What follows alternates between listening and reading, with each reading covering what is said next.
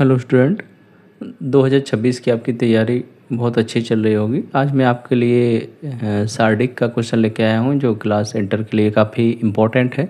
ये हर सेट में आपको क्वेश्चन देखने को मिलता है और ये हर साल आता है, ऐसा नहीं कि एक ही साल नहीं, हर साल आता है, ये आपको देखने को मिलेगा। तो मैं अब बहुत आसान तरीके से आपको समझाऊँगा और पूरा वीडियो देखिएगा तभी आपको समझ में आएगा, ठीक है ना। और यदि थोड़ा भी समझ में आता है तो लाइक ज़रूर कीजिएगा, इससे हमको हेल्प मिलती है, ठीक है।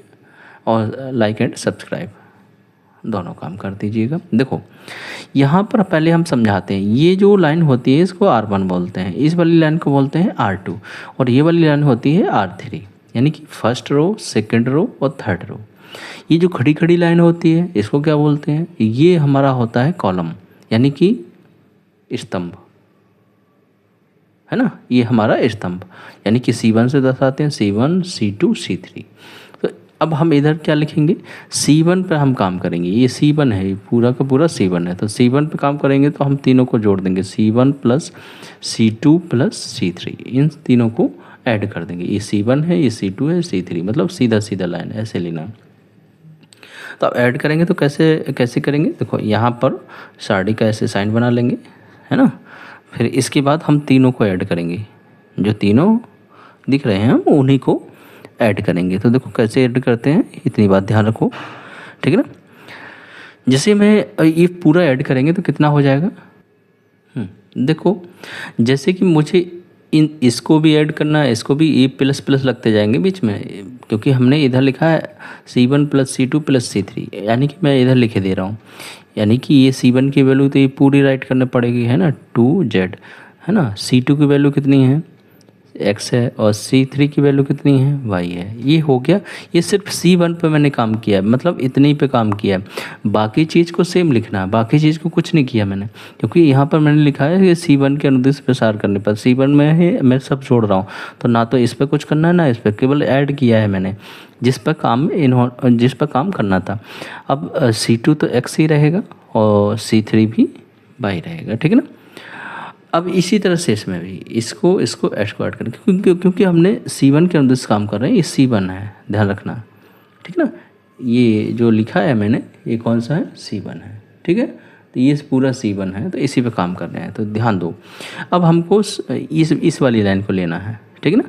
तो इसको तीनों को ऐड करेंगे, तो क्या करेंगे, Z plus Y plus Z plus, है ना, ये Z है, ठीक है ना, प्लस 2x, इतना हो गया।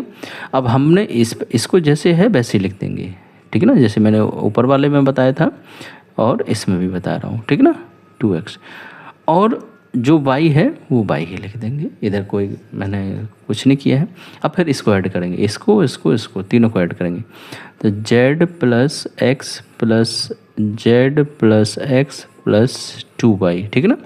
और बाकी को सेम लिख देंगे, x ऐसे ही लिख देंगे, और यहाँ पर थर्ड वाले में z plus x plus 2y, ठीक है ना, ऐसे करना है। अब यहाँ पर ध्यान देना है, देखो x और x 2x हो जाएगा, y 2y हो जाएगा, z तो पहले से ही है, तो हम इसको कैसे लिखेंगे, देखो यहाँ पर देखने की कोशिश करना, 2x plus 2y plus 2z। अब इसी तरह से इसको जोड़ दो, z और z 2z हो जाएगा, ठीक है ना, तो 2z हो गया। अब इसको यहाँ पर y छोड़ गया था, क्योंकि इसको जोड़ना था ना, यहाँ पर y छोड़ गया, तो x z 2z हो जाएगा, y 2y हो जाएगा, यानी कि सबको ऐड कर दो। तो 2x पहले सिस्टम से लिख दिया, 2x 2y और 2z, ठीक है ना, 2z। यहाँ पर इसको भी वैसे ऐड कर दो, है ना, तो x 2x हो जाएगा, तो 2x प्लस 2y, है ना, प्लस 2z, इन सबको ऐड कर दिया, क्योंकि z 2 बार है, इस तरह से। और बाकी वैल्यू को सेम लिखना है, x, है ना, y plus z plus 2x और x, यहाँ पर y z plus x plus 2y, ठीक है ना, यहाँ पर हो गया। अब यहाँ पर ध्यान देना है कि हम सभी में से 2 कॉमन ले लेंगे। सभी में से 2 कॉमन ले लेंगे तो कितना आ जाएगा, या सभी में से 2 नहीं, ये पूरी R1 में से हम पूरा ही कॉमन ले लेंगे, क्योंकि ये भी दिख रहा है, इधर भी दिख रहा है, इधर भी दिख रहा है, तो सबको बाहर ले लेंगे। कैसे, और 2 को तो बाहर लेना है, यानी कि सबको कॉमन ले लेंगे। तो कैसे लेंगे, 2 तो रहेगा ही, है ना, और x plus Y plus Z, इतना आ गया जेड। ये मैंने क्या कर लिया, कॉमन ले लिया। तो कॉमन ले लिया तो ब्रैकेट में क्या बचेगा, जब सब बाहर ही निकल गया तो इधर 1 बचेगा, इधर भी 1 बचेगा, इधर भी 1 बचेगा, बाकी सेम रहेगा, x बाई सेम रहेगा, और इधर by plus Z plus 2x है, 2x यहाँ पर 2x है, और यहाँ पर बाई, यहाँ पर हो जाएगा x, ये पूरा का पूरा चीज़ लिख रहे हैं ना, तो जेड होगा, सॉरी इधर क्या होगा, Z plus x plus 2y, ठीक है ना, इतना हो जाएगा। फिर इसके बाद हमको फिर से इधर राइट करना है, यहाँ पर लिखेंगे R2, है ना, R2 के अनुदिश हम प्रसार करेंगे तो R2 में से हम R1 को माइनस करेंगे, ठीक है ना, और यहाँ पर R3 पे काम करेंगे तो R3 में से हम किसको माइनस करेंगे, R1 को, है ना, R3 में से हम R1 को माइनस करेंगे, ठीक है।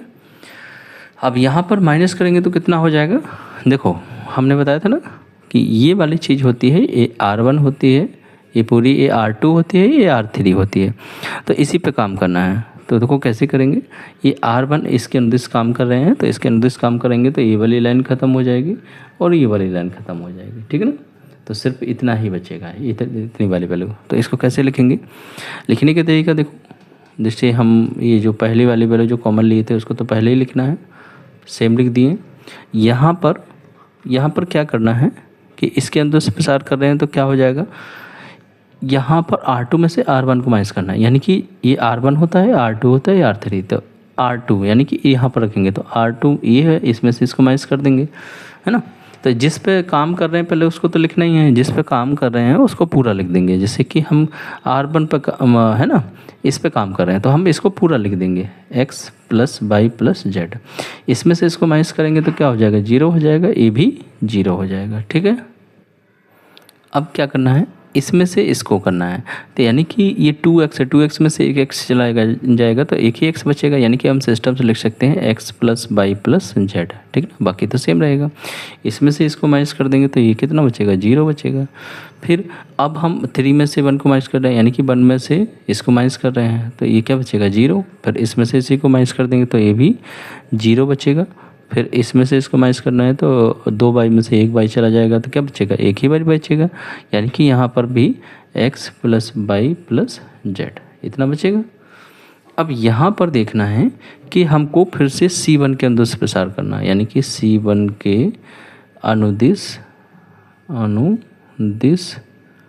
है ना प्रसार करने पर C1 के अनुदिश प्रसार करेंगे तो कैसे करेंगे, देखो यहाँ पर C1 के अनुदिश, अब देखो C1 के अनुदिश प्रसार करेंगे, ये C1 होता है हमारा, तो ये वाली लाइन ख़त्म हो जाएगी, है ना, और ये वाली लाइन भी हो जाएगी, तो ये दोनों, तो बस इतना ही बचेगा, इसी में मल्टीप्लाई करना है यहाँ पर। अब यहाँ पर देखना है जैसे कि ये वाली वैल्यू है तो इसको तो सेम लिखना है, 2x plus Y plus Z, ये वाली वैल्यू सेम लिखेंगे। अब इसके अंदर इसका रहे प्रसार से ये C1 है तो ये वाली वैल्यू खत्म, ये वाली वैल्यू खत्म हो जाएगी ना, तो इसका इसमें मल्टीप्लाई होगा, इसका इसमें होगा, तो इसका इसमें मल्टीप्लाई करेंगे तो देखो दूसरे वाले ब्रैकेट में करेंगे x plus Y plus Z, है ना, और फिर इसका देखो इसी को मल्टीप्लाई करना ना, इसको मैं ब्रैकेट में ऐसे कर ही दे रहा हूँ, ठीक है। तो और फिर इसी के इसमें तो एक बार और लिखेंगे x plus Y plus Z, ठीक है ना, और फिर यहाँ पर देखो और फिर माइनस करना है, फिर एक बार 0 का 0 में कराएंगे तो क्या हो जाएगा, 0 ही हो जाएगा, यानी कि इसका तो कोई मतलब नहीं रहेगा, ठीक है ना।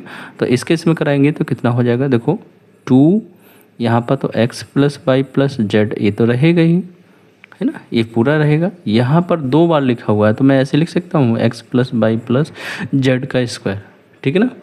अब यहाँ पर एक बार यहाँ पर है और 2 बार यहाँ पर, देखो वही चीज़ है, तो क्या मैं ऐसे नहीं लिख सकता हूँ, x plus Y plus Z, एक इधर है 2 इधर है तो 3 हो जाएगा, यही हमारा आंसर है, ठीक है ना स्टूडेंट। आई होप, आशा करते हैं आपको समझ में आया होगा। तो मैं एक बार फिर से दिखाई दे रहा हूँ, इसको बहुत ही इम्पोर्टेंट क्वेश्चन है, इसको ज़रूर आप सॉल्व कीजिएगा, है ना। मैंने सब कुछ इसमें मेंशन किया है और आपको समझ में आ गया होगा।